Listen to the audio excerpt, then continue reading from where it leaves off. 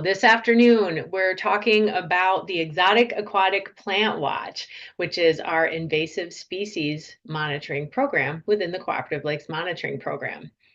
I will be joined today by my colleague, Erick Elgin. We're going to co-present this training today. So there's Erick's contact information. You're going to meet him in a minute. And then there's mine. The contact information is helpful because sometimes when people are out monitoring plants, they have questions about what the heck they're looking at. We're going to go over how to identify some of the common invasive plants you might find in your lake, but they don't always look as neat and tidy in your lake as they do on the screen. So we're here to help you out. All right, before we talk about a few bad plants in our lakes, it's important to remember that most of the aquatic plants that we have in our lakes are actually highly beneficial and in fact necessary for our lake ecosystems to be healthy. A metaphor that I really enjoy is that of the underwater forest. We don't always, put on a diving mask and look under the surface of our lakes, but if we did, we'd see something like this. The plants in the lake provide habitat that supports a big diversity of fish, crayfish, native clams, snails, insect larvae that are important to the bottom of the food web. And the rooted plants even support, algae that grow on their surfaces that are important food for many of our smaller lake inhabitants. So without our aquatic plants, we lose a lot of the biodiversity in our lakes. They also help improve water quality, and they provide habitat at every life stage of our fishes and other species in the lake, from egg laying and spawning to, juveniles can hide in the plants, adults may hunt in the plants, and so forth. So very, very valuable habitat. Unfortunately, some invasive plants have disrupted many of Michigan's inland lakes, and new invaders can also threaten the health of our ecosystems. We may see thick weed beds that weren't there a few years ago, and that is not uncommon with invasive plants. Invasive plants get that way because they're introduced and then they can grow really fast. Plants with that reproduce and grow very quickly make good invaders because they can overtake any native plant. So they tend to create big, impenetrable beds that's impossible to get your boat through or cause tangled up spaces. They may surround docks or fishing platforms so you can no longer fish from them. They'll tangle with your fishing tackle and so forth. So we try to avoid the introduction of invasive plants into our lakes. We know that when invasive plants like this European frogbit shown in the photo here make their way into our lakes, it does reduce the diversity. As you might imagine, in the case of this frogbit, it blocks all the sunlight to the plants below and shades them right out of existence. So diversity is lost, and not just among plants. It also impacts the fishery. Different species of fish prefer to reproduce and hunt within certain types of plants, and those would be the native plants that these fish evolved with. And so the fisheries can be impacted. Property values can be reduced. Most buyers aren't looking for a home that the lake is impenetrably filled with invasive plants. And the control process, once invasive plants get a hold in a lake, can be extremely expensive to control with chemicals or other means like physical harvesting, mowing, introduction of herbivorous beetles or other insects that may eat the plants. It's all very expensive and labor intensive. So it's best to be proactive and prevent those invasive species from getting into your lake in the first place. Lucky for you, there are a lot of resources and support out there to help prevent the introduction of invasive plants. The proven most common way that invasive plants are moved from one inland lake to another is on trailered boats and other recreational equipment.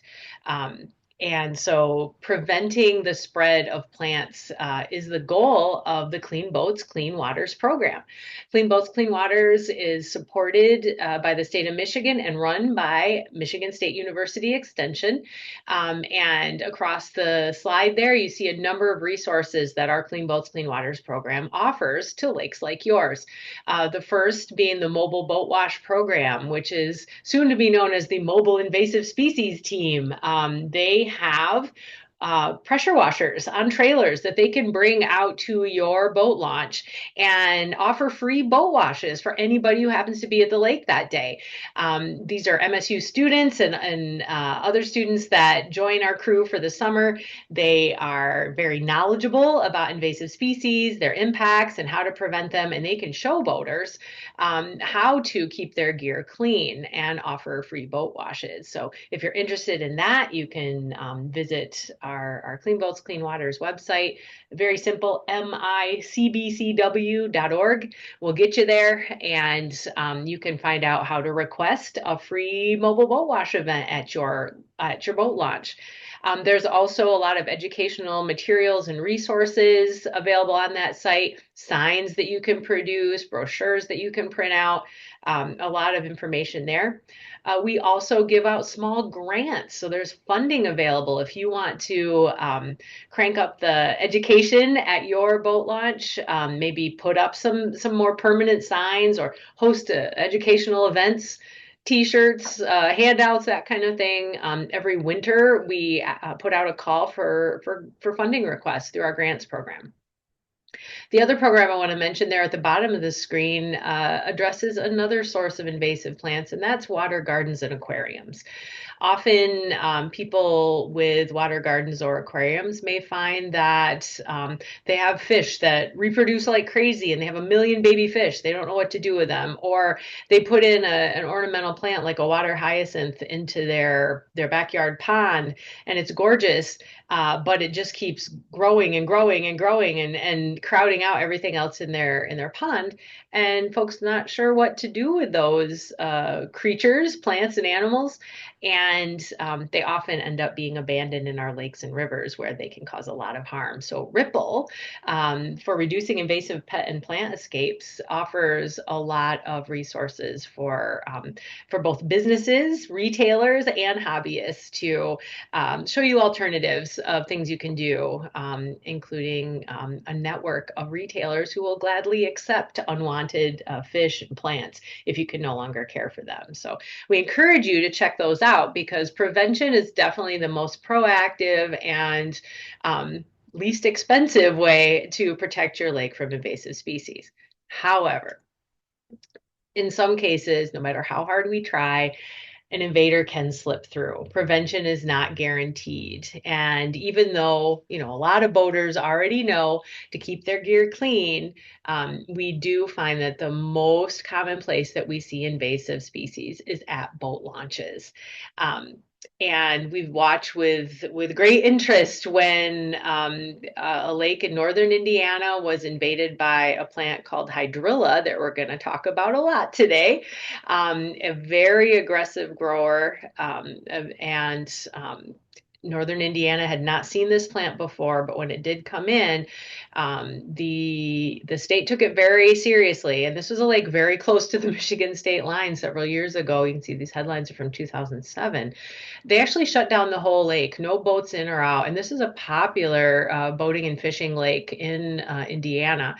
But this plant was such a concern that well over $1 million, millions of dollars have been invested in this lake to control and eradicate this plant. And we know that even though we may try, these things can happen. So the next line of defense is early detection. So first prevention, then early detection. The goal of early detection is to maximize the potential for eradication. The sooner you find a new invasive species in the lake, the better chance you have for actually eradicating it, for getting rid of it, for it not to be able to spread. The images that you see here are of the invasive species starry stonewort. You can see kind of a couple individuals here in the foreground. As with many invaders, it grows and spreads very quickly, and without being controlled early, you can end up with a lake bottom that looks like this image on the right, where it's nothing but starry stonewort except for this one little leafy plant that's trying to make its way through. The sooner you can detect these invaders, the better, while they're still controllable. So, a lot of states, including Michigan, have invested in developing early detection programs. Now, early detection programs, the best ones, focus on the most probable invaders. There could be hundreds of plants that might make their way into your lake, but expecting any of us to know all of those plants and be on the lookout for them all the time is asking too much. So instead, we look at the research and we look at the data and we determine what plants are most likely to be found in Michigan lakes, and those are the ones we focus on. We also encourage targeting high risk areas for monitoring, again, boat launches and other places where people and their gear may be accessing the lake. That's where invasions may happen. And that monitoring needs to be kind of continuous. Now, this doesn't mean that our volunteers are being asked to go out there every single day and check their boat launches for a new plant. But it can't be something that happens once every couple of years, or honestly, even once a year. That might not be enough. And so that is where our program that we're talking about today comes in. This is the MiCorps Exotic Aquatic Plant Watch. It's one of the newer programs of the CLMP, and it will we will teach you how to identify 5 of the most likely invasive plants you're likely to see in your lake. And many of them grow and live beneath the water's surface and may not catch your eye unless they've become a major infestation. So here we're going to show you how to look under the surface of the water to see if these plants have made it into your lake, so that you may, know when the early detection and be able to respond to them in an efficient manner before they get out of control. So that's why we encourage folks to get involved with this program, because early detection and rapid response can work. You may find a new infestation of Eurasian water milfoil, which we'll look at in a minute. And maybe you just find a few plants by your boat launch and it was never in your lake before. This is a new infestation. You can literally go in and pull them by hand and you've eradicated that invasion. That's cheap and fast and effective. Early detection and rapid response works. So the key to detection is actually knowing these exotic plants. Here are the 5 that we're going to focus on today, and they're the focus of the Exotic Aquatic Plant Watch: Eurasian water milfoil, curly-leaf pondweed, starry stonewort, hydrilla, and European frogbit. And even if you haven't heard of some of those before, that's okay, because we're going to go over them in detail in just a few minutes. In addition to this training, there are resources available for you, identification guides that you have access to as volunteers in the program. So volunteers who enroll in the Exotic Aquatic Plant Watch, and you can sign up for this program anytime this summer. We don't close enrollment until August 31st, so you have some time to think about it if you're not sure if this is something you want to do or not. You will receive a copy of the Michigan Boater's Guide to Selected Invasive Aquatic Plants. This is an MSU Extension publication. We provide those. They're also available for free download through the MSU bookstore. We have this link on our website. But the hard copies are nice. They're printed on a water-resistant paper. If you're not enrolled and you just want a copy, you can also buy a hard copy for around $13. And this highlights the invasive plants in Michigan. It does not get into native aquatic plants. We created a video that's on our MiCorps Lake Training page, which we've been referring you to all day long today, that provides a description of this program. It gives some tips and tricks for identifying the plants that are featured in this parameter, and even shows a couple of volunteers on a lake in central Michigan going out and collecting plants and sampling and actually doing the survey. We also have some newer resources. We have new identification cards. They are hot off the presses here at MSU Extension. We designed them, so what you're seeing there are the 6 invasive plants that we feature. You might notice that all but this one here, the other 5 are the 5 Exotic Aquatic Plant Watch plants. And if you saw the reverse side of these cards, they would show a native plant that looks similar. So you can compare and contrast the invasive plant to a common native plant, because some of these invaders are kind of tricky because they look a lot like some of our natives. And then up here in the right-hand corner where you see water hyacinth, we don't include that in the Exotic Aquatic Plant Watch, but it is a plant to keep an eye out for because it's very common in the water garden trade. And on the back of that card is another plant, another invasive actually, called water lettuce, which is also popular. It's okay to sell them. Retailers can carry them. Hobbyists can have them in their ponds, but we don't want them in our natural bodies of water. So it's good to be on the lookout for those as well. I know the sign says you can pick them up for free today. Obviously, we're not in person. That was for the conference last week. But you can also request them. We'll have them up online, or you'll be able to download them. But if you're with a lake association who would like quantities of 100 or more of any of these, we have an online ordering form that we can put the link in the chat, but it's a pretty quick one. So I'll get that in the chat in just a minute, where you can order copies for an organization. We'd ask that you not use that form to just order like one card, because that's a lot of expense to mail one card to a lot of people. So let us know though if you want some for your lake associations. And of course, we bring them to all of our outreach events as well. And finally, coming soon, we have another guide that's available out now, and in download. You can get this again off the MiCorps website. It's a new aquatic invasive plants, a field guide for Michigan lake streams and ponds. And this will eventually replace that boater's guide, the one with the blue cover that I showed you a couple slides ago. We're phasing into this updated version that features a lot of plants that you might encounter in Michigan waterways, and we will have print versions available later this year. So lots of great resources available for you. We're excited to be unveiling some of these new ones, just in the last month or so. All right, Eric, were there any questions that we might want to dive into before I hand it over to you to talk about the actual identification of these species? I was able to cover them all, but we might as well give just a quick few seconds in case there's anything else that comes up. I'll just do the nice advertising of these. And as Joe mentioned, you flip them around and you have the native. So here's Eurasian water milfoil on one side and our native northern milfoil on the other side. So quite handy.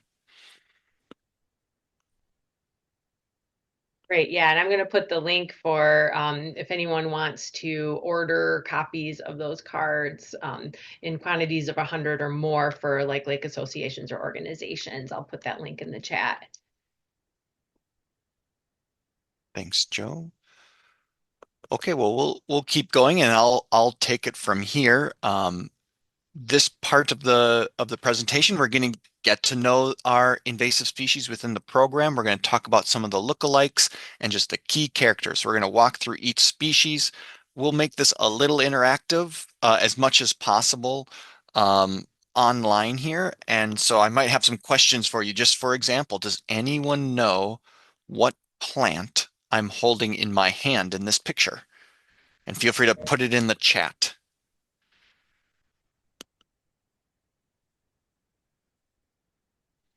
Anyone? The key character is right there. That's right. A couple of you are saying starry stonewort. You're right. So here's a filament that looks it's a kind of a root-like structure called a rhizoid. It looks like fishing line. And on that fishing line, there are these little structures. They look like little stars, and I'll talk about them that soon. So let's as Joe mentioned, let's see if I have control here. Perfect.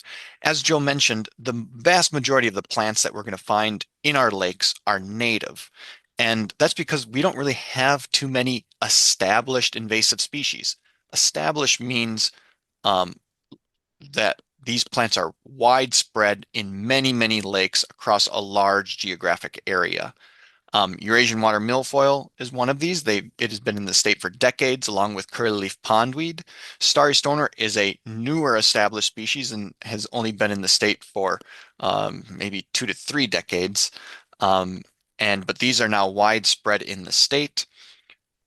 Two other species that we also are keeping an eye out for are hydrilla, which, as Joe mentioned, was first spotted now for the very first time in Michigan in Berrien County a couple of years ago. And we have this on our list because it is a terrible invasive species. And so it is really important to keep an eye out for this one because it could be the worst one that we're aware of. And then a newer invasive species, European frogbit, has been in the coastal wetlands of the Great Lakes for quite some time, specifically in Lake Erie, Lake Huron, Lake St. Clair, the Detroit River. But it has more recently been popping inland and now found as far west as Green Bay. And so these are the species that these 5 species of what we look for in the Plant Watch. So let's dig right in.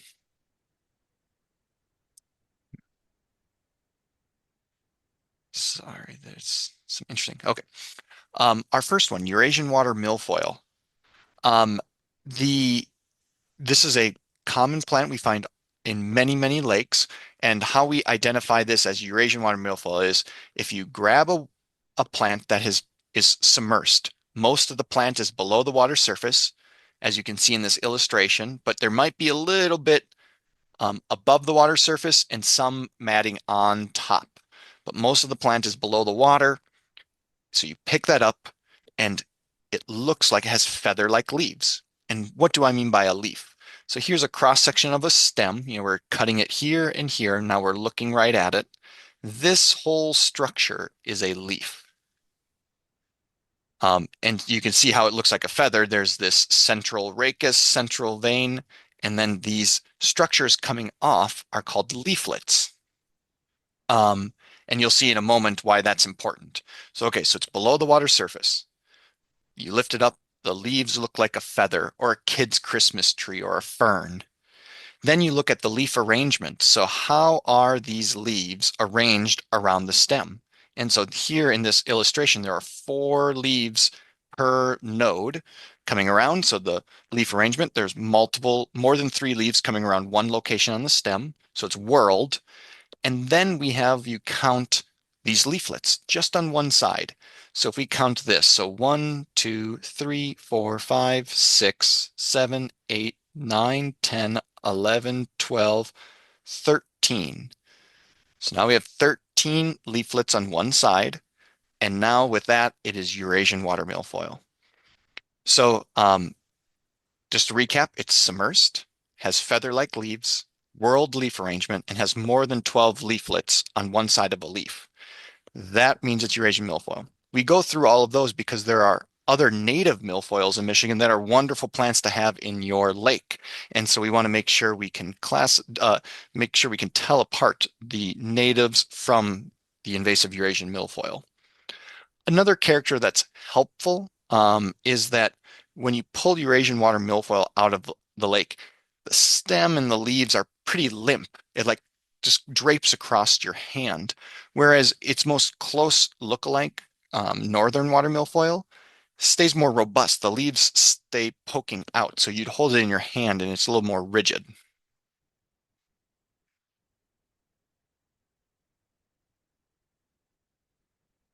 Sorry, there's just some slow. There we go. Have any of you heard about hybrid milfoil or have hybrid milfoil in your lake? So unfortunately, Eurasian water milfoil has hybridized with its close relative, the northern water milfoil that we see here on the left. It's really difficult and pretty impossible to ID it with 100% confidence that you have a hybrid. And so if you suspect you have a hybrid milfoil, you can send it to a lab in Montana, and Joe and I can send that information. We have a little fact sheet for that. We can put in the chat.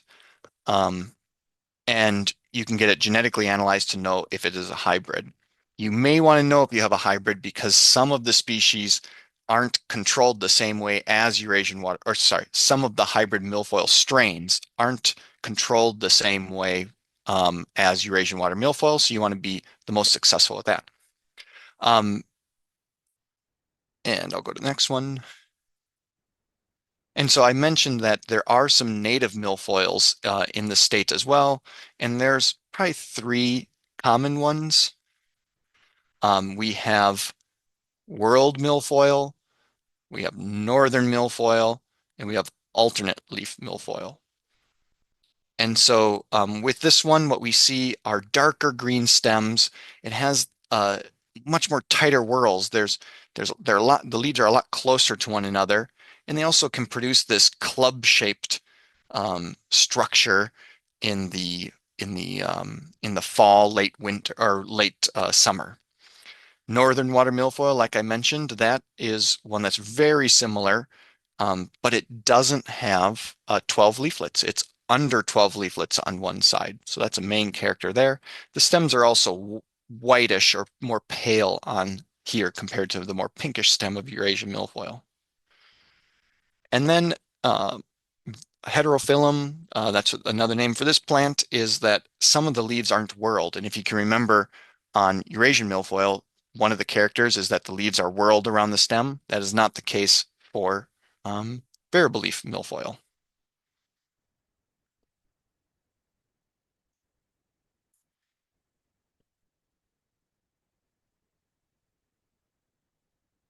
Okay, so just to show a few more things that are a few more species that are common. As you can see here, this is not Eurasian water milfoil. It is a milfoil. You can see the leaf that looks like a feather.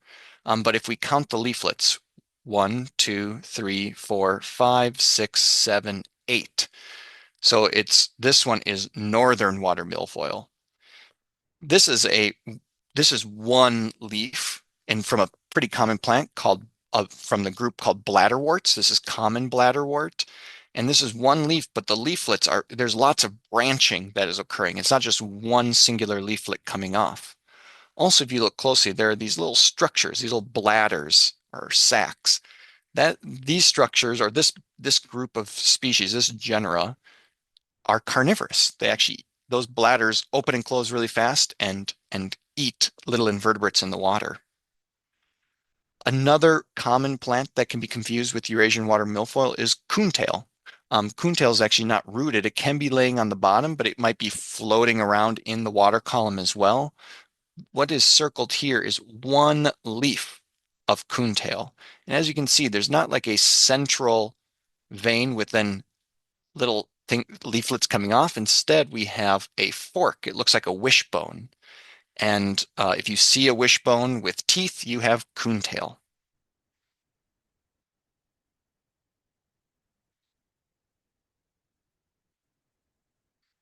Okay, so for a little interaction, I need to get my chat up here. Um, which plant is Eurasian water milfoil? A or B? And if you want to type in Y, go ahead as well. I'll just wait a couple moments for that. Or are they both Eurasian milfoil?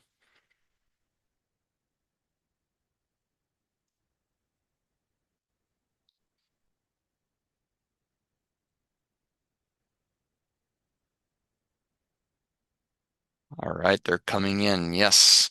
And Christina just wrote B, looking at the number of leaflets. So actually, that is the case. So B is Eurasian water milfoil, and it's because we have over 12 leaflets on a side there. So we're both feather-like.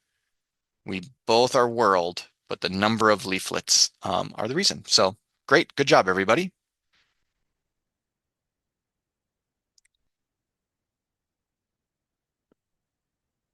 Okay, on to our next species, curly-leaf pondweed. Like I mentioned, curly-leaf pondweed has been in the state for quite some time.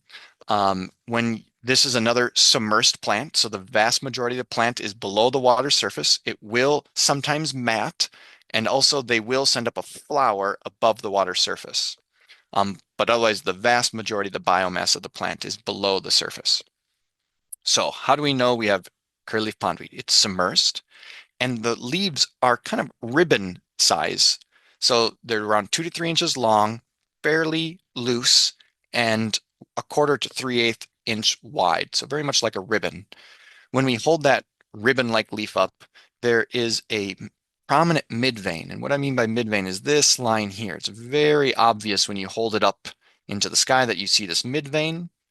You then look at the um, leaf arrangement. And if you remember, I said Eurasian milfoil was whorled around the stem. This one is alternate. So for example, here's a leaf. The next leaf up is on the other side of the stem. The next leaf up, other side, other side, other side. So that is an example of alternate leaf arrangement.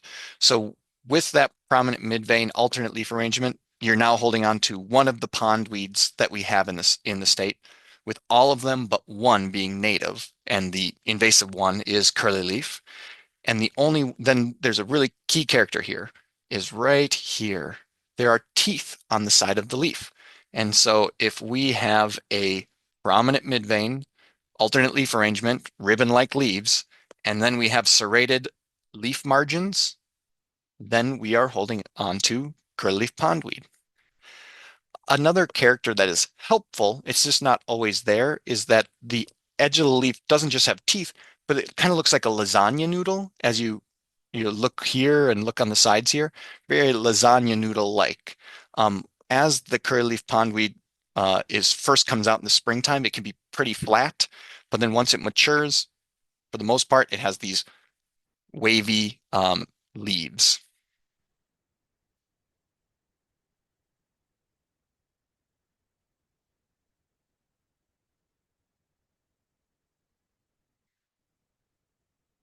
Okay, just examples that these are not curlyleaf pondweed, but very similar. So here's a variable leaf pondweed, and when you these leaves look very similar size, but if you zoomed in and looked on the edge, it's a flat leaf or flat edge of leaf. It's smooth. It doesn't have any teeth.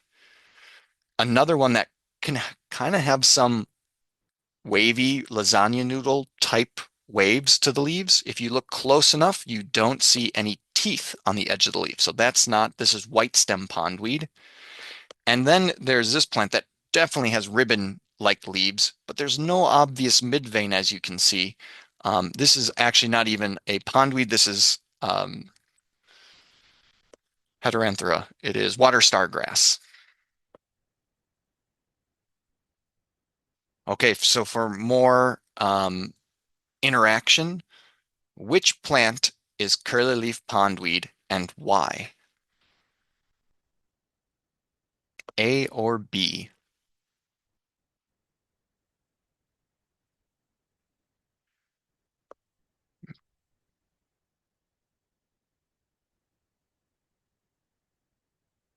That's right. People are putting B, the serration, lasagna noodles with teeth. That's right, serrated edge. This is great.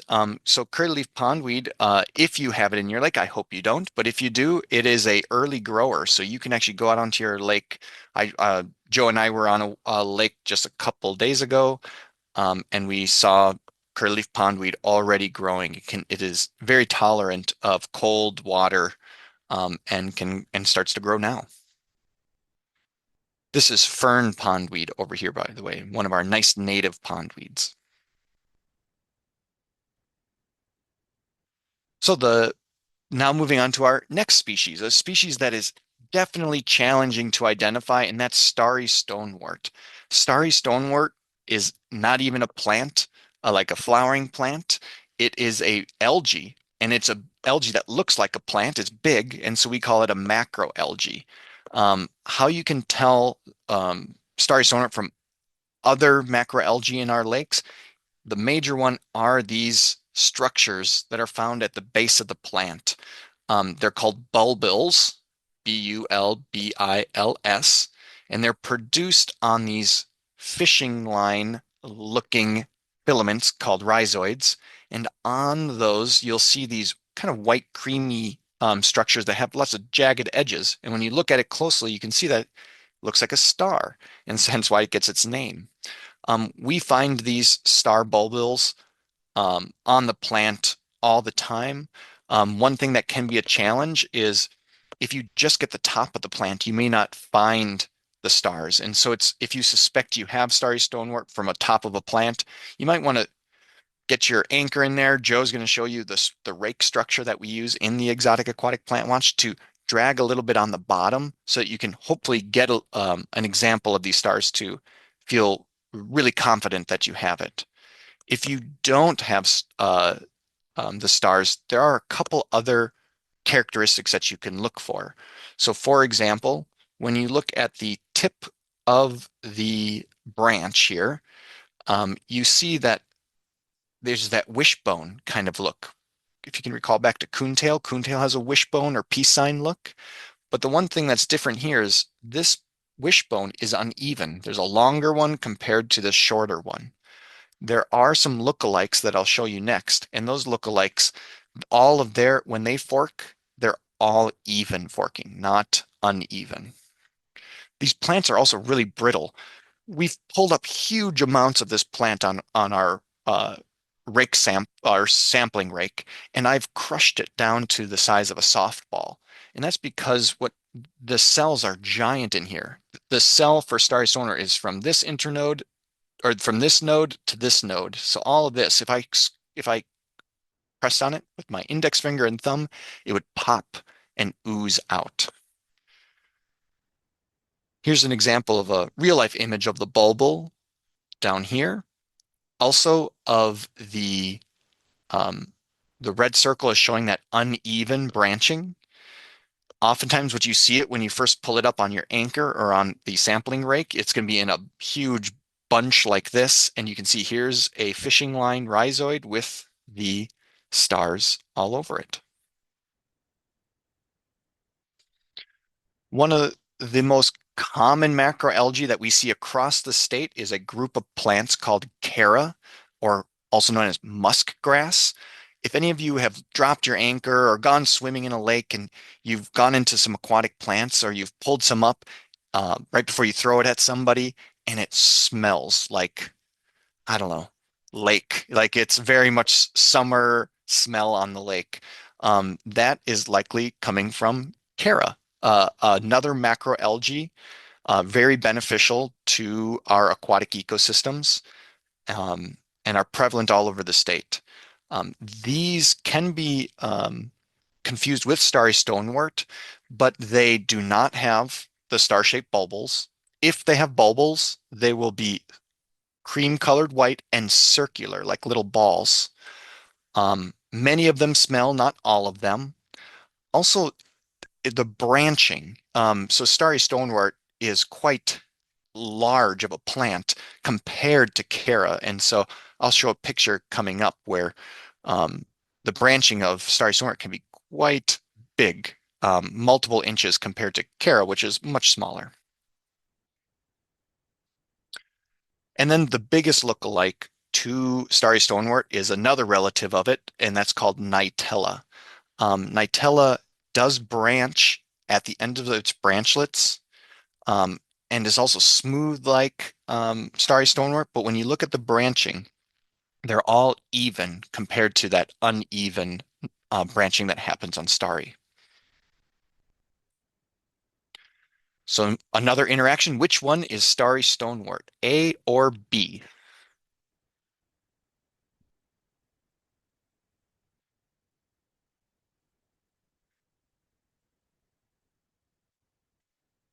That's right, A, that star-shaped bulbul. A star, that's right.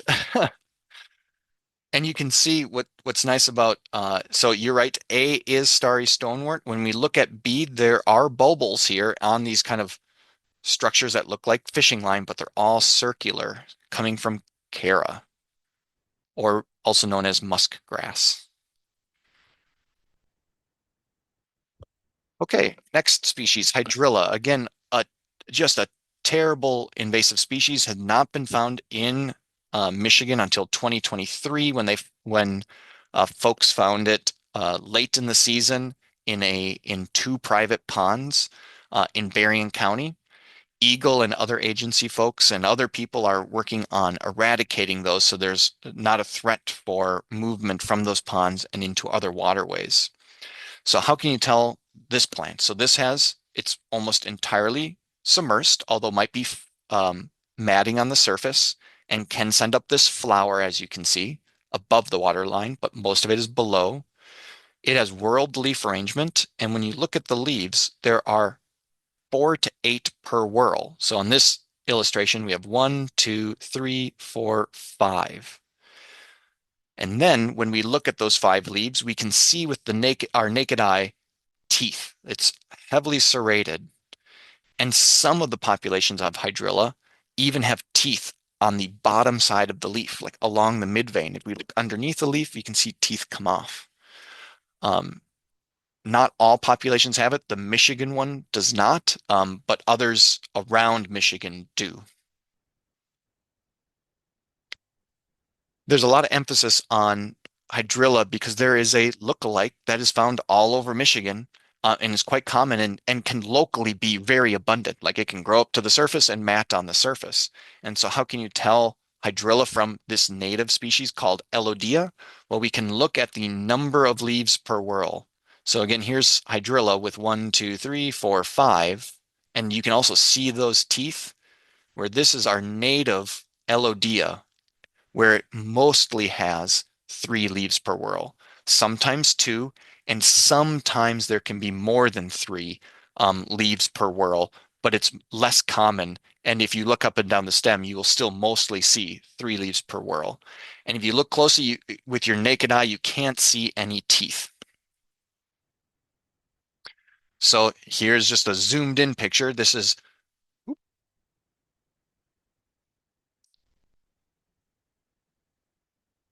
sorry, it seems to be some.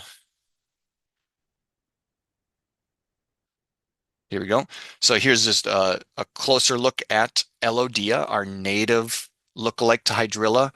But you can see there's 3 leaves per whorl and no obvious teeth. So another interaction, which plant is hydrilla? A or B or both?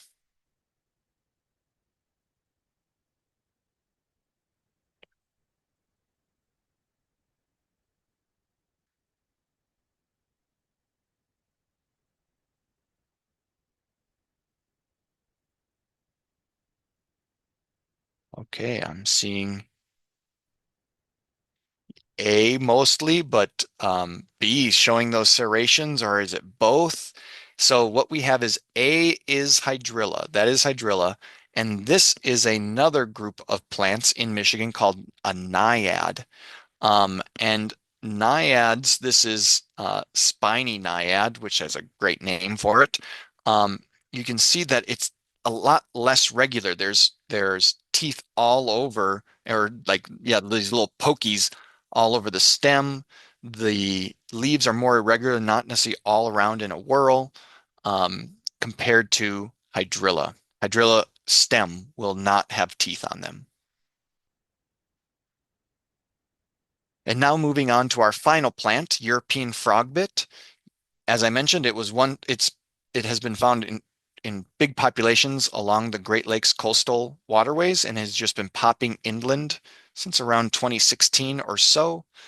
And so we've added it to our list for the plant watch. So what are we looking for?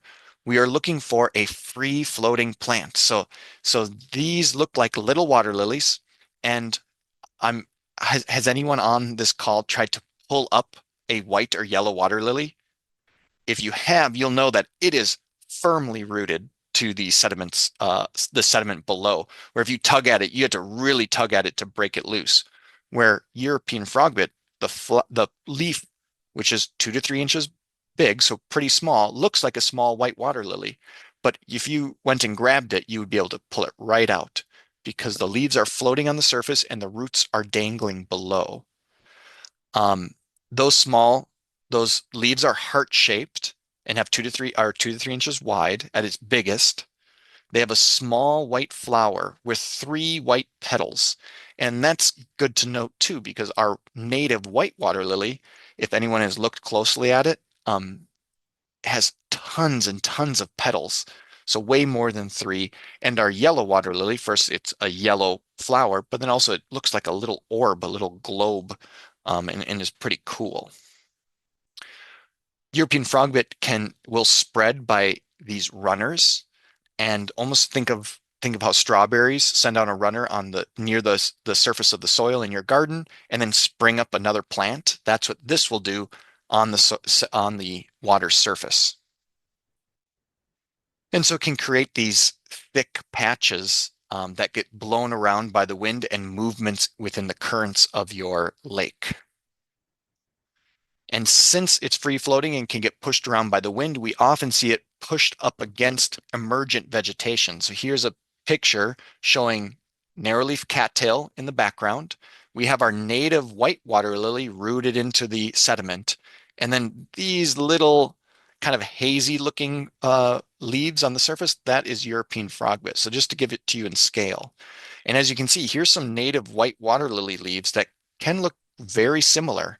But there are, like when there are little baby white water lilies, they can come out of a little tuber and those can float around. But if you lift that up, it'll come down to that little tuber and it looks like it's kind of funny to say, but it looks like it's attached to a little piece of poop. And I hope that maybe helps you all remember that if there's a floating leaf plant that is attached to a tuber, a little piece of poop, that is white water lily. So which plant is European frogbit and why?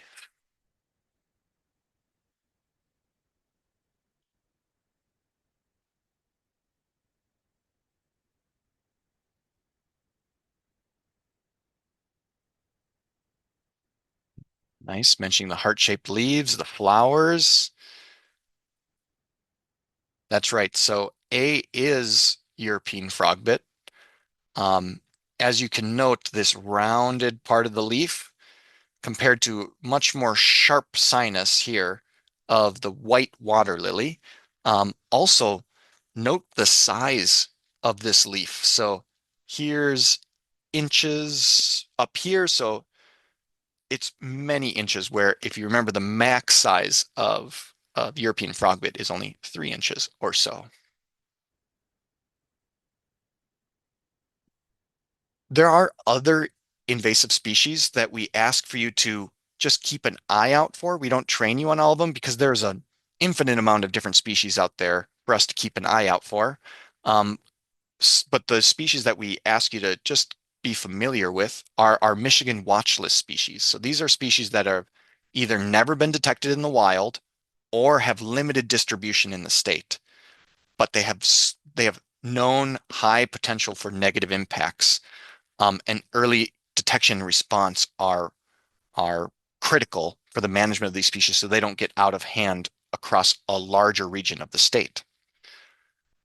And even though we ask you to be familiar with this, the big thing is as you get to know your lake, as you go around your lake, you've now heard a little bit of identification here and you'll get better and better. And if you see a plant that is something you've never seen before, something that just looks weird, Joe mentioned at the beginning of her part of this presentation is that feel free to have our phone numbers and our emails because you can send us pictures and we can help confirm those for you. And hopefully they're just a native species, but if they are one of these watch list species, where we also are happy to help get the word to the correct people, likely at Eagle, if any of these are found, and so that a response can occur. And that's all for me for now. And now going to Joe to talk about our protocol. And any quick questions before we transition? There was one question that came up that I didn't get to in the chat. Sue asked, what is the resource for the single laminated page that showed multiple aquatic invasive plants in the Michigan Watch program?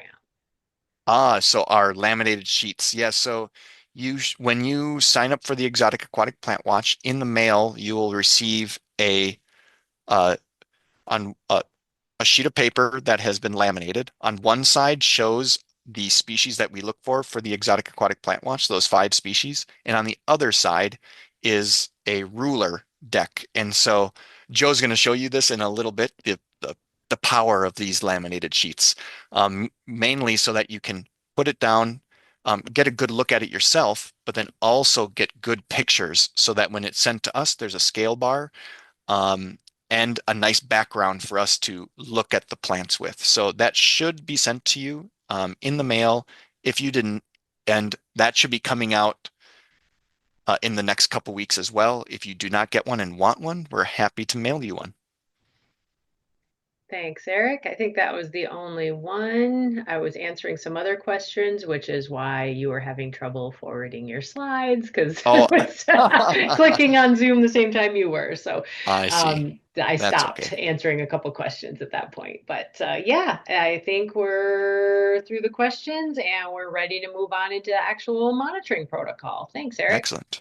Oh, and maybe stop my allowing to use your screen Just just in in case case you there's some click weird something. things. All right, Yeah. there. Now you have no more power over my Zoom. All right. Okay, everybody. Now we're going to go into, now that you know how to identify the plants, we're going to show you how to find them in your lake and share your data. So if you are already enrolled in the program, you will have access to or even receive procedures for the monitoring project, which is what I'm going to go over here over the next few minutes, a checklist of the equipment you need, and the data sheet. So you should receive those things.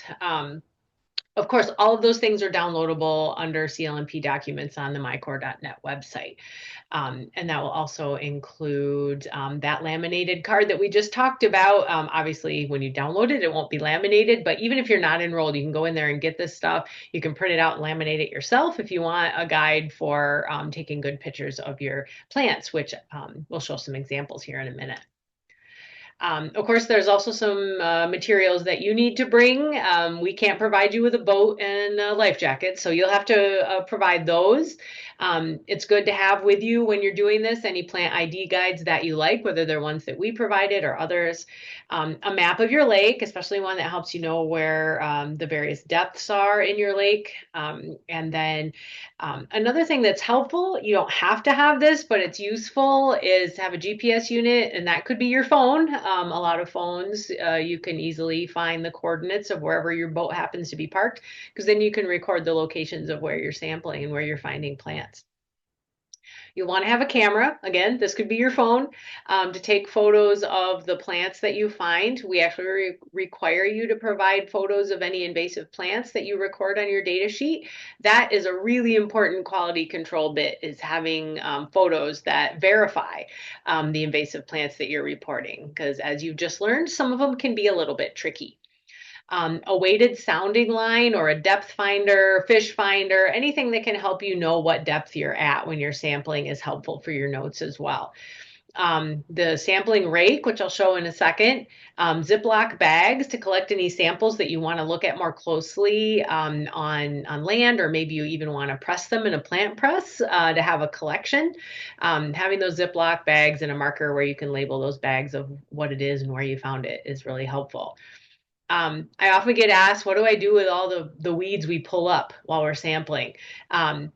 You can throw them back in the lake, right? It came out of the lake, but if you don't want to do that, having a trash bags or trash can on board is helpful, especially if you pull, you find invasive species, you might not want to throw them right back in your lake. So putting them in a trash bag is that you have on hand is always a good idea. Clipboards are super handy to keep all your paperwork organized, and then a pencil or indelible ink pen for anything you want to write about, like your data. All right, here's the high-tech sampling device that we all use, including Eric and I, and just about every other aquatic plant researcher we know uses a device just like this. And you can make one too. You just cut the handles off a couple of garden rakes, bolt the rakes back to back with a couple of C-bolts, or I've also seen people use hose clamps. That works pretty good.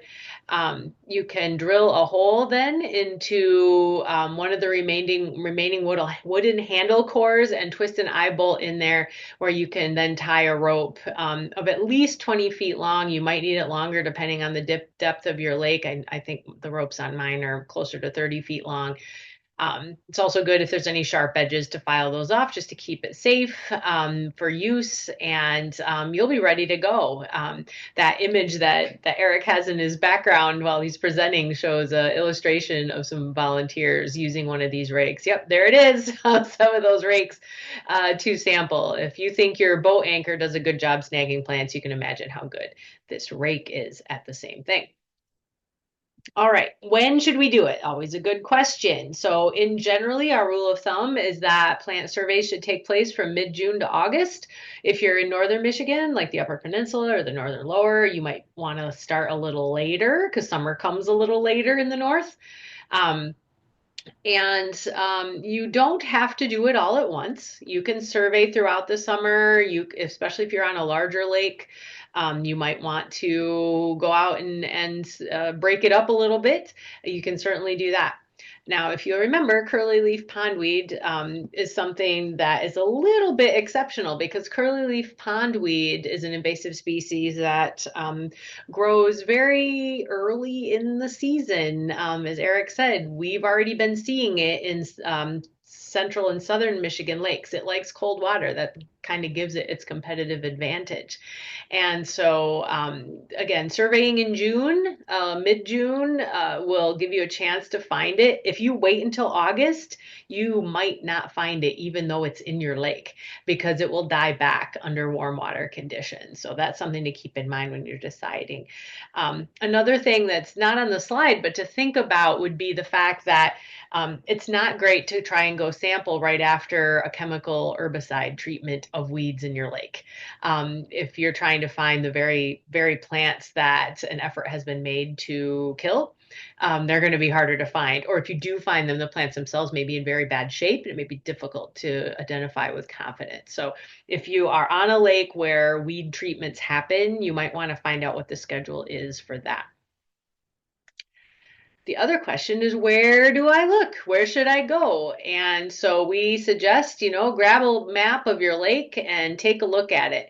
Identifying a few features is a great place to start, because do you remember at the very beginning, we mentioned early detection programs focus on the areas of a water body where it's most likely you're going to find invasive species. So that includes boat ramps, of course. It also includes public beaches and parks, other places where people might, carry in a kayak that may have been on another lake, or they may have an aquarium they don't want anymore, so they go to the park and pour it out, and that may have plants in there that we don't want in our lakes. Also look at any inlets, things that, there's a stream flowing in or something. That is also important, especially if there's another lake upstream. Like in this case where we have Gull Lake, maybe if Little Long Lake had a bad infestation and there was a little creek that flowed from Little Long Lake into Gull Lake, where that creek comes in is an important place to monitor for a new invasion into Gull Lake. Also, just the quiet bays and coves, the areas that, there's not a lot of wave action, it's kind of quiet. Plants love those areas, native ones and invasive ones. So those are also good places to look. And then, once you've located all of those places, you might say, oh, well, we have a whole stretch of shoreline, say right here, that might not get surveyed. You can add a couple additional sites in those intermittent areas. Again, focus on your high risk areas. Here's a different lake. The red bars show high risk areas. There's an inlet, a boat launch, another inlet, another boat launch. Here's an inlet here. But even some data is useful. It's okay if you can't cover the entire lake. For example, if you have to eliminate those spots in between, that's okay. Maybe you have to eliminate everything except the boat launches because you have a really busy summer and nobody on your lake decided they wanted to help you out. Even that's okay. Just when you send in your report, indicate where you looked. Then we'll know, you looked in those two places or maybe even one boat launch and you just surveyed it, through the summer. That's okay. We can be flexible with the Exotic Aquatic Plant Watch. All right, once you have those locations identified, the kind of gold standard for sampling is to sample along a transect. And what we mean by that is just an imaginary line that is perpendicular to shore. So this is actually a photograph from above of a boat launch. You see some trucks with their trailers parked here. And so the volunteer set up, drew on their map. I'm going to sample here on this side of the boat launch, and I'm going to throw my rake off the boat in about 3 feet of water, again in about 8 feet of water, and maybe out where it's deeper, 15 feet of water, because different species grow better in different depths of water. So it's best to collect and sample from a variety of places. Just toss that rake in, let it drag along the bottom, and see what you find. To be really thorough, you can throw it off, twice. Maybe you're parked at 15 feet, toss the rake out, maybe on this side of the boat, then over on this side of the boat to see what you find.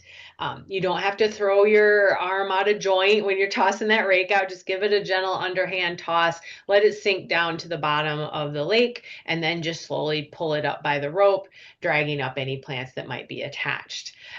As you might imagine, this can be messy work. So, the brand new pontoon boat with the fancy carpet and such might not be the best boat for this work, because you're going to get a little muddy and you're going to get a little wet because the plants come up. They're going to have some silt and sediment on them. So, you can lay down a tarp or just have a boat that's easy to hose down at the end of the sampling day.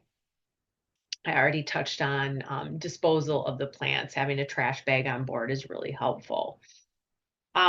Another thing that we suggest that folks do, especially now that frog bit, a floating plant, is among our high priority invasive species, is to complement rake tosses with just what we call a visual meander. So what we're saying there is just kind of as you're boating along the shoreline, kind of weave around in the shallows a little and look and see if you can see any floating plants that don't look like they should be there, something that might look like a frog bit, because it floats, throwing a rake for it may not be the most effective way to sample it. So again, here's that image that was on Erick's screen.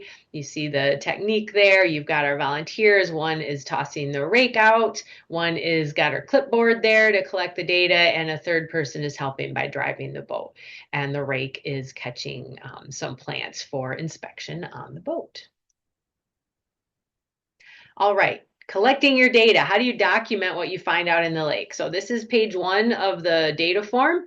Much like our other data forms, you will write in the lake name, county, township, sampling site ID number that we assign to you, the names of all your volunteers, the dates of the survey. Time's really not important, but the dates are important. Whether you just go out one day or you go out multiple days, just include all those dates there. You can also put some comments down. Was there anything unusual? Was there heavy boating going on? Was the water really cloudy and you couldn't really see plants until you threw the rake in? Maybe there was a recent weed treatment that you wanted to document. Please, it makes sense to jot those down for your reference and for ours. The lower half of that same page is shown here. If you don't find any invasive species, also called exotic species, when you are out on the water, you can just check that box. Still include a list, table and map to show us where you sampled, even if you didn't find any. If you did find invasive species, you can check off which species you found. And then when you turn everything in, you'll turn in your form, this page, and also page 2, which I'll show you in a moment, a lake map with the numbered sampling locations and any photographs of collected plants. Again, I put a little star here to highlight. We'll show it again. Yay! If you don't find any plants, we still want your report. That's important data. That means, no invasives, invasive free. We want to document that, and you want a record of that too. So be sure to send us your data, even if you don't find any invasive plants. Here's page 2. It's just a 2-page report. This is page 2 where you can document where you sampled. In this case, the person did have a GPS unit, so they got coordinates. On their map, they marked site 1. On this data form, they put in the latitude and longitude of where they sampled. If you don't have coordinates, that's okay. Just write a description of the place. We prefer you not use people's names, like don't say it was in front of Mary Smith's house. You can say an address or in front of the blue house at the end of Bluegill Street. That's fine, but we have to redact all the private, like personal information that's on there. So please don't use people's names. List whatever species you found. Here are abbreviations: CLP for curly leaf pondweed, EWM for Eurasian water milfoil. We'll figure it out. There's only 5 species, so you can use abbreviations if you wish. Document whether you submitted any photos, and you can even put notes in about that spot. Like maybe you found both of those invasive species, but it was just like one little sprig of each one. Or maybe you would say it was a bucket load. You know, there was so much, it's really dense infestation. You can put notes about that too. This volunteer then went on to their site 2 at this coordinates, and they found no invasive species. They took no photos. In addition, another note about photos, in addition to the photos of the invasive species you find that we require, you're also welcome to include photos of other plant species you find.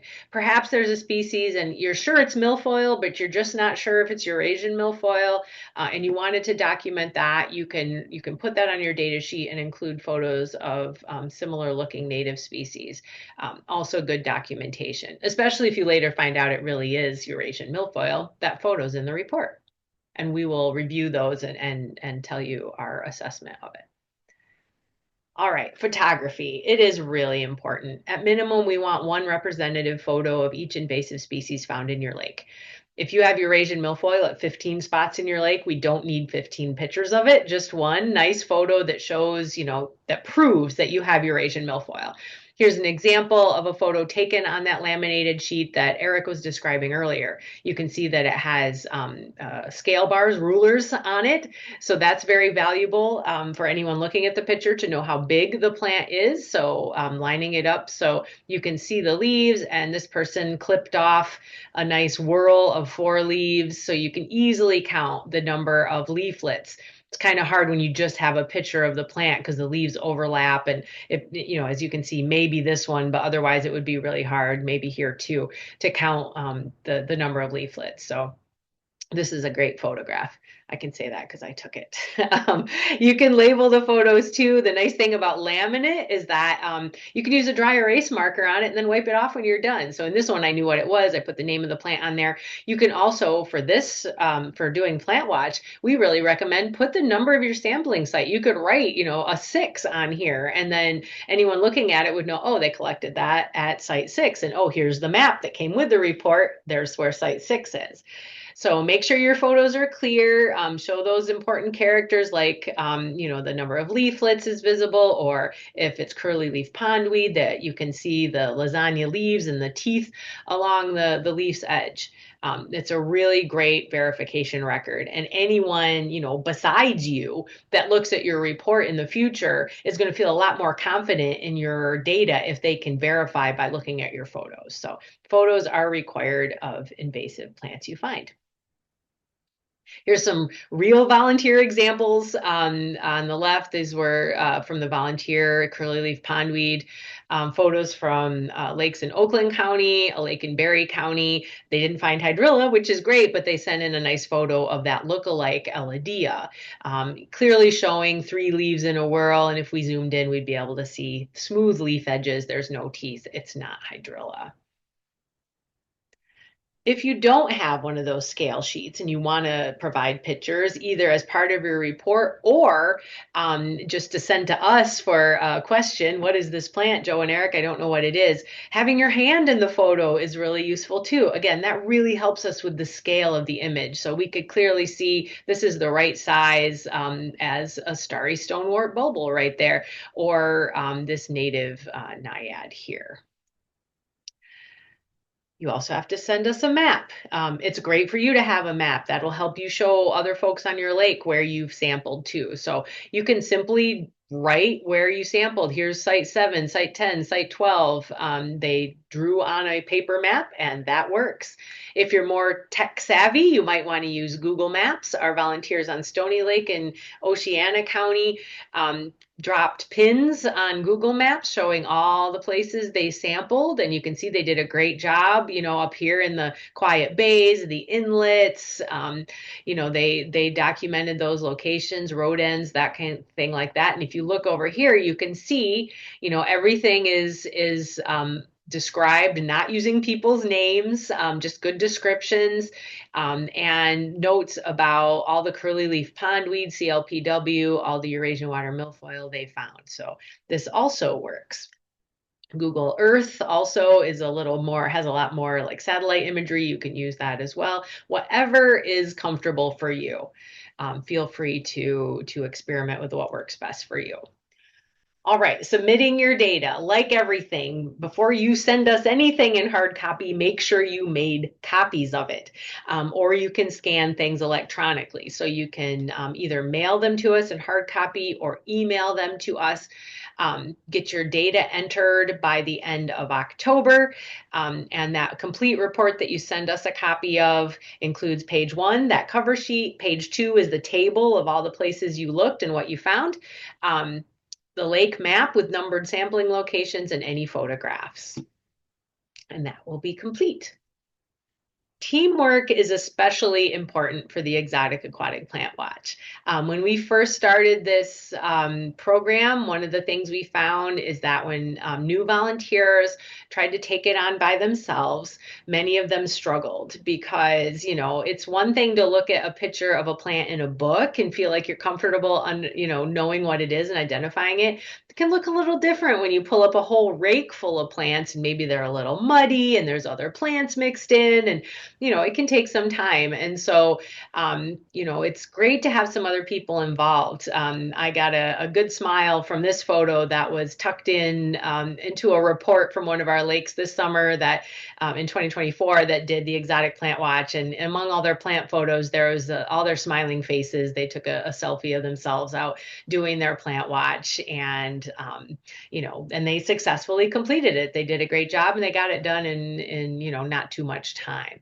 So something to think about. Getting other folks out on the water with you is more fun, and you're more likely to be successful. Field visits. We are interested in making sure any volunteer in this program has success and is comfortable looking at their plants and reporting them. And so thanks to some funds from the state of Michigan generated by the sale of water quality license plates, Erick and I do have support to get out on a fraction of the lakes each year that are in the Exotic Plant Watch. We prioritize brand new lakes, volunteers that have never done this before, because we want to get you off on the right foot. We can't get everywhere, but we'll look at the list of all the lakes that have signed up, and we will reach out to lakes early in the summer to try and schedule something to offer lake visits. So if this is something you're really interested in, let us know. We have a good time getting out on the water and helping people do their survey. We won't finish your survey unless your lake is very, very small. So it's not our intention to do the survey. We're not doing it for you. We are providing support for you to get started. So that's cool. And something else is pretty cool this summer is that there is a lot of interest at the regional and statewide level in this program. A lot of partners, MiCorps partners, want to see more lakes in the Exotic Aquatic Plant Watch. And so they're offering additional local support. So if you are on a lake in Cass, Berrien, or Van Buren counties, we will waive the enrollment fee for you to participate in the Exotic Aquatic Plant Watch this year. The fee is $30 normally. We'll waive it because of the discovery of hydrilla in a pond in Berrien County. We want to make sure it hasn't gotten any further. And although there's professional monitoring happening in the region, the more volunteers that are out there with their eyes on the water, making sure that hydrilla did not get out of that original infestation, the better. So if you're in one of those 3 counties, talk to myself or Erick about free enrollment. If you're a new lake in the Upper Peninsula, anywhere in the Upper Peninsula, the DNR has a brand new initiative that they're just getting ready to roll out, that will cover enrollment fees, even get you a rake so you don't have to make it yourself, to increase invasive plant monitoring in the UP. Again, reach out to us for more details about that. And then finally, in Northwest Lower Michigan, any new lakes in Benzie, Leelanau, Manistee, or Grand Traverse counties, the Benzie Conservation District, located in Beulah, has a grant to provide refunds for enrollment fees and additional support to help you be successful in this program. So there's a lot of excitement around the Plant Watch this year. We're thrilled to have these partners that are working with us on this. So reach out to us if you're in any of those counties or anywhere in the UP. We can get you into the Plant Watch at no cost to you and some additional support as well. I put in the chat a link to a webinar, not on this slide, but another project I just want to mention that I don't have a slide for, a webinar that Eric and I are giving along with some volunteers, hosted by Eagle at the end of May, that we're going to talk. It's not a training, but it's more of a discussion and presentation of this program. And we're going to have some volunteers on with us to talk about their experience doing this. So if you're thinking about it, or maybe you're enrolled and you want to get some of your neighbors involved too, that'll be a great webinar for them to catch, because they'll learn the kind of what, when, why, where, and how about the Plant Watch, and hear from some volunteers about what their experience is like. So that link is in the chat. And then the last new opportunity, we're sharing a lot of cool opportunities here at the end of the day, is a aquatic invasive species detection blitz that we are hosting on iNaturalist. So if you are somebody who likes to spend time outside and is always looking around, is fascinated by what you see, you may already know about iNaturalist. It's a crowdsourcing community science free app online where you can use your phone to take pictures of living things that you see in the world. And even if you don't know what they are, other users will help identify them for you. So we have set up a project where people in Michigan can sign up to be part of this right on the iNaturalist site. And then between June 28th and July 6th, any observations, so photos that you submit into this project on iNaturalist, will become part of the project results. You don't have to enroll separately besides signing up on iNaturalist. It's free to participate. We're excited that it looks like we're going to have a lot of organizations around the state. They're going to partner with us, like conservation districts, and even some local libraries are planning to partner with us on this. But you don't have to be part of that. You can even participate just as an individual. And we're interested in not just plants. So zebra mussels, invasive crayfish, invasive fishes, things out of the water like purple loosestrife or Phragmites.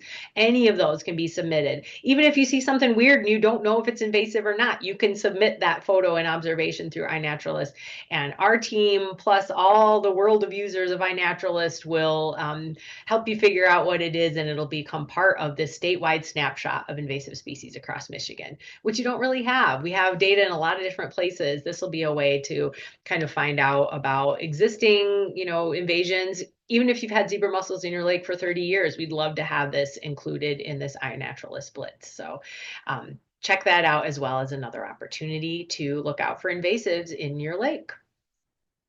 All right, that ends the slide presentation. So I think we have time for a few additional questions. And yeah, I'll let Eric help us moderate any that came in while I was talking. Yeah, we have one here for you, Joe. Okay. How can we connect with other volunteers? We've been talking a lot about teamwork, but then also maybe even getting in touch with other lakes. So how can we help make that happen? Yeah, so there's a few different ways. If you're interested in talking to other volunteers that are already involved with the CLMP program, already MiCorps volunteers, we won't give out their personal information without their permission, but we're happy to facilitate that. So say you're on a lake in St. Joe County and you're curious to talk to other local volunteers that might be doing this. What we can do, you can let us know that, and then we can reach out to volunteers that we know in St. Joe County and ask them if they'd be willing to be introduced to you, to share their contact information. I've never had anybody tell me no. We just want to make sure we ask first, so we can help out with that. Otherwise, if you're just like, how do I find other people who might want to go out and look at weird plants with me, or any other of the monitoring that we do, there's a few ways that work. For the plant watch, what I've found is that people who are into gardening and just into plants in general find this fascinating. And so, if you have, through MSU Extension, there are master gardener programs all over the state in different counties, and people involved with Master Gardener or the local garden club, or even like the local naturalist groups might really get excited to get involved with this because they don't always get a chance to be with somebody who has a boat or whatever and can get out on the water and look. But there may be other volunteer groups or community-based groups that would be interested in this. Think about like your local Rotary or other civic groups in the town. If you're a member of a church or a group like that in the community that may be a place to connect with folks, and you can say, hey, I'm doing this, want to go outside for a while and do some good. That's another way where you may find interested groups. The local scouting troops, young people find opportunities to get involved with outdoor science really attractive in a lot of cases, so there may be folks there too that might jump on this opportunity. So spread the word far and wide. And, of course, your neighbors and such along the waterways may be really interested too, and may have even thought about this, may have heard about this, but are a little like, I don't know if I want to take on all this responsibility. But they'd be happy to assist you, if you're willing to take the lead. So if you get the word out in your community that, yeah, I'm gonna do this. I'm gonna do this cooperative lakes monitoring program. Oh, well, if you're gonna do it, then yeah, I'll help you too. So that's another idea. Excellent. Um, and that's what we have so far. So if there are any other questions, again, please write them in on the chat, or here's your chance to unmute yourself. We are ending here shortly. Great job. Yep. Thank you, Phil. Um, Oops, Cheryl has mentioned using your local next door app. I think Oh that's yeah, with connecting yeah. to folks. Yep. Also, a lot of lake associations have Facebook groups, right? So you Right. could get on there and let people know that you're interested, and you may find other people, just say, hey, message me. I'm getting involved with this. I find that a lot of lake associations have real active Facebook groups for the lake association. Well, we definitely appreciate all of you. Thank you for attending our training. If you came just for the plant watch or we're here all day, we really appreciate your efforts, and we're always happy to answer your questions. Or if you want to share your successes with us, we'd love to hear about them. Joe, any other parting thoughts before we end the day? No, no, I think this has been really great. We appreciate, your interest, and we'll follow up, feel free to reach out afterwards. If it wasn't something we already told you, we'd follow up with you on. You can always just email questions to MiCorps@msu.edu. We monitor that account. If you're not sure who to talk to, that'll get to everybody, and we'll follow up with you on that. And as I mentioned a couple times throughout the day, we're recording these presentations, so we'll be putting this recordings and the slide decks up on MiCorps.net in the next few days. So thank you all, and maybe we'll see you out on the water. All Take right, care. thanks everyone. Bye.